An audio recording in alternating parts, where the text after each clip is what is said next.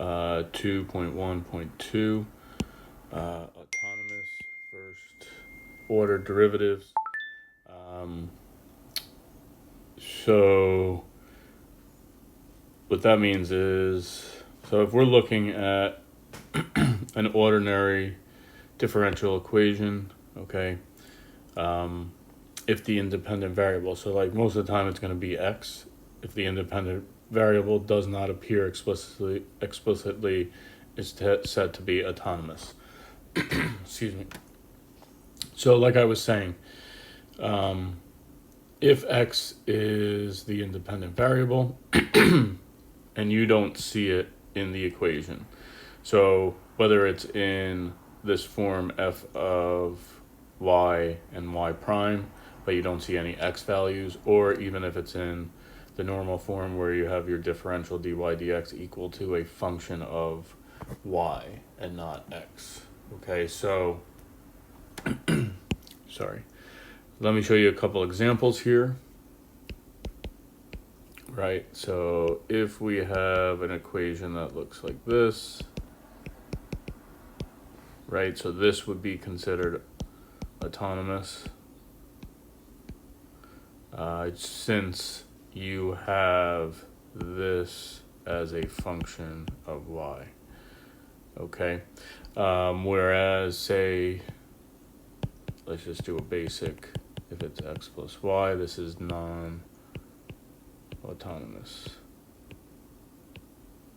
Okay, because this is an equation of x and y. All right, so you can see the difference that you have here. So in this section, they talk about a couple of things of, again, seeing how a function is behaving. All right, so if you have this type of function where it's autonomous, you can do a couple things here. And the first thing we're going to talk about is critical points.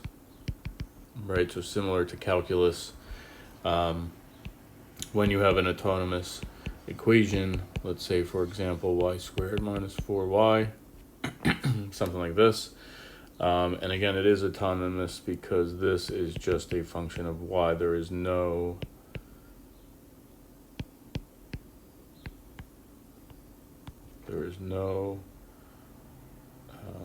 independent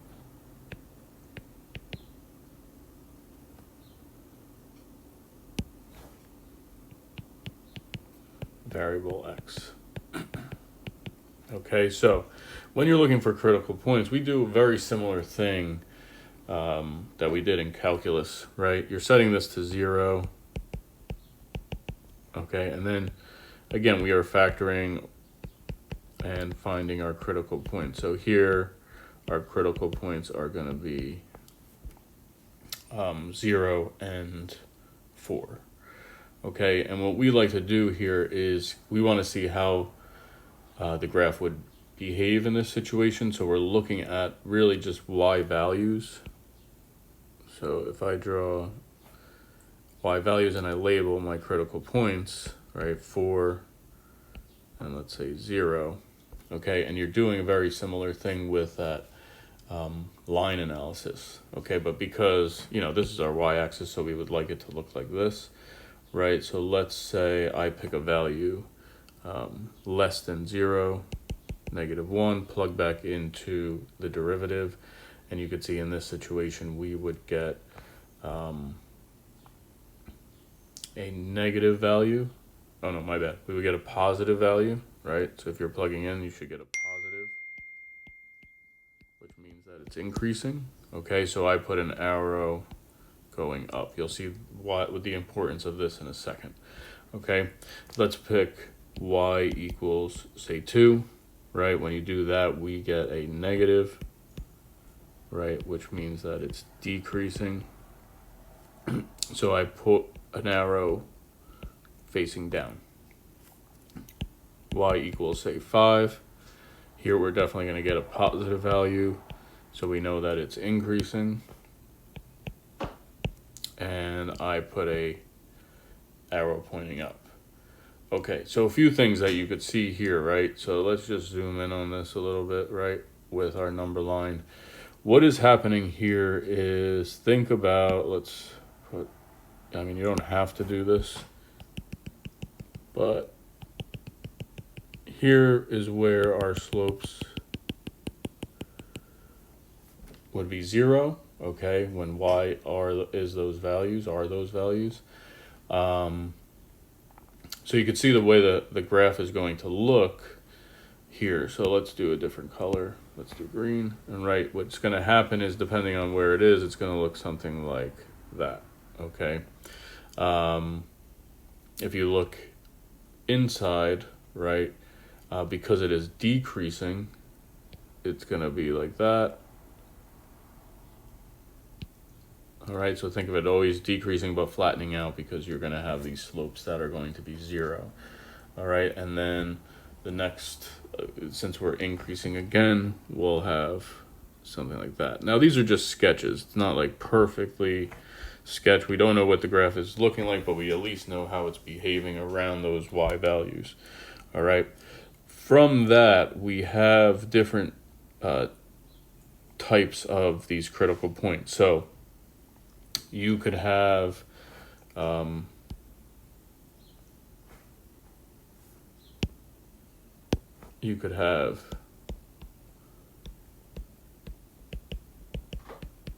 something to be asymptotically stable, meaning that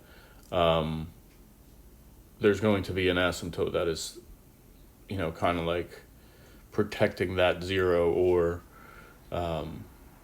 attracting that 0. So that's why we say this is called an attractor.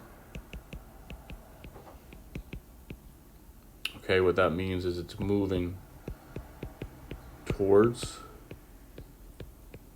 All right, and here you could see, let's look at this graph that we had above. So you could see at y equals 0, both graphs below y equals 0 and above y equals 0 are being attracted by that critical point 0. So here we could see that this one would have an attractor, or asymptotically stable at y equals 0. Okay, and then the other one is something called unstable, which you can kind of get the idea. If this one's stable, this is unstable, and this is a repeller, right? So it like moving away in both directions. Okay, so you could see at y equals 4, the graphs are moving away from that. As x gets bigger and bigger, it's moving away from that critical point. So at y equals 4. Now here we don't see any, but a semi-stable, you would have one moving away, right? One moves away. So one side moves away, one side moves towards, and that's where you get that semi-stable, okay? We don't have any here. There's none in our example here, okay? So there you have critical points and the stability of each critical point that you would have. So remember, if it's moving towards, it's an attractor, so it's asymptotically stable. If it's moving away, a repeller, unstable, and then one moving towards, one moving away, semi-stable. All right.